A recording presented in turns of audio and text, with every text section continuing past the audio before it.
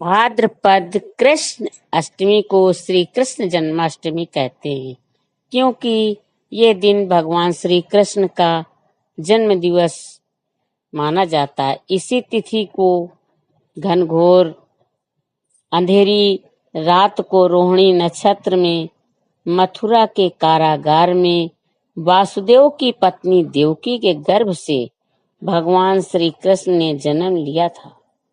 ये तिथि उसी शुभ घड़ी की याद दिलाती है और सारे देश में बड़ी धूमधाम से मनाई जाती है। जन्माष्टमी के दिन भगवान श्री कृष्ण की जन्म संबंधी कथा भी सुनते सुनाते हैं।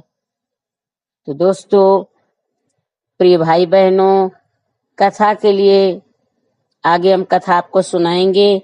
तो आप इसके पहले आप मेरे चैनल को सब्सक्राइब करें, वीडियो को लाइक करें और कमेंट्स बॉक्स में लिखें कि ये श्री कृष्ण जन्माष्टमी नामक कथा आपको कैसी लगी। तो प्रिय भाई बहनों, आपको जन्माष्टमी की हार्दिक शुभकामनाएं एवं बधाइयां। अब कथा हम आपको सुनाने जा रहे हैं। वो कथा इस प्रकार है। द्वापर युग में भोजवंशी राजा उग्रसेन मथुरा राज्य में राज्य करता था। उसके आताताई पुत्र कंस ने उसे गद्दी से उतार दिया और स्वयं मथुरा का राजा बन बैठा। कंस की एक बहन देवकी थी, जिसका विवाह वसुदेव नामक यदुवंशी से हुआ था। एक समय कंस अपनी बहन देवकी को उसकी ससुराल पहुंचाने जा रहा था। रास्ते में आकाशवाणी हुई, हे कंस, जिस देवकी को तू बड़े प्रेम से ले जा रहा है, उसी में तेरा काल बसता है। इसी के गर्भ से उत्पन्न 8वां बालक तेरा वध करेगा। ये सुनकर कंस वसुदेव को मारने के लिए उद्यत हुआ।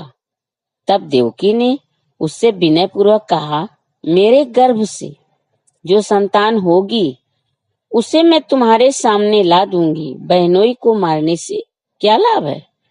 भैया कंस ने देवकी की बात मान ली और मथुरा वापस चला आया। उसने वसुदेव और देवकी को कारागृह में डाल दिया। वसुदेव देवकी के एक एक करके 7 बच्चे हुए और 7 को जन्म लेते ही कंस ने मार डाला। अब 8वां बच्चा होने वाला था। कारागार में उन पर कड़े पहरे बैठा दिए गए। उसी समय नंद की पत्नी यशोदा को भी बच्चा होने वाला था। उन्होंने वसुदेव देवकी के दुखी जीवन को देख 8वें बच्चे की रक्षा का उपाय रचा। जिस समय वसुदेव देवकी को पुत्र पैदा हुआ, उसी समय संयोग से यशोदा के गर्भ से एक कन्या का जन्म हुआ, और जो कुछ नहीं सिर्फ माया थी। जिस कोठरी में देवकी वसुदेव कैद थे, उसमें अचानक प्रकाश हुआ और उनके सामने शंख चक्र गदा पद्म धारण किए चतुर्भुज भगवान प्रकट हुए। दोनों भगवान के चरणों में गिर पड़े।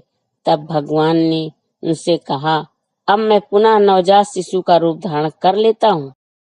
तुम मुझे इसी समय अपने मित्र नंद जी के घर वृंदावन में भेज आओ और उनके यहाँ जो कन्या जन्मी है उसे लाकर कंस के हवाले कर दो। इस समय वातावरण अनुकूल नहीं है, फिर भी तुम चिंता न करो, जागते हुए पहरेदार सो जाएंगे।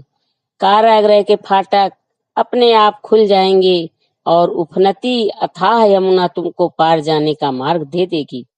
उसी समय वसुदेव नवजात शिशु रूप श्री कृष्ण को सूप में रखकर कारागृह से निकल पड़े और अथाह यमुना को पार कर नंद जी के घर पहुंचे। वहां उन्होंने नवजात शिशु को यशोदा के साथ सुला दिया और कन्या को लेकर मथुरा आ गए। कारागृह के फाटक पूर्ववत बंद हो गए। अब कंस को सूचना मिली कि वसुदेव देवकी को बच्चा पैदा हुआ है।